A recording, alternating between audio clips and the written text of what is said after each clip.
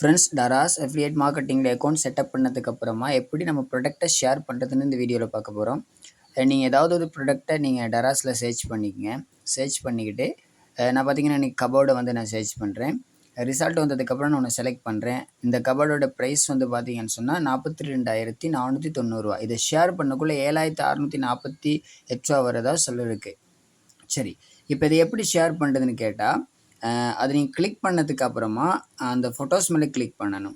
அதுக்கப்புறம் ப்ரொமோட் ஆஃபருங்கிற இந்த பேஜுக்கு வந்ததுக்கு அப்புறமா நீங்கள் வந்து சேவ் கொடுத்தீங்கன்னா இமேஜ் சேவ் ஆயிரும்.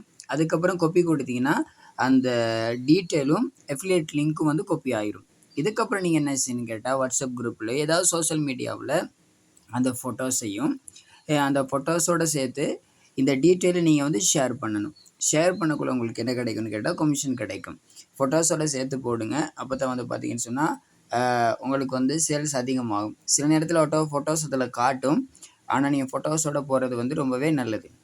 அப்படி இல்லாமல் நம்ம வந்து எப்படி ஷேர் பண்ணுனா கமிஷன் கிடைக்காது அப்படிங்கிறத பார்க்க போகிறோம்.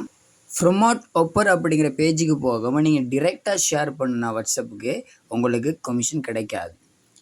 உங்களுடைய லிங்க் வந்து அஃபிலியேட் லிங்க் தான் அப்படிங்கிறத கன்ஃபார்ம் பண்ணிக்கிறதுக்கு லிங்க்குக்கு கடைசியில் பார்த்தீங்கன்னா சிசி அப்படிங்கிற லெட்டர்ஸில் முடியும். அதுதான் உங்களுடைய அஃபிலியேட் லிங்க்.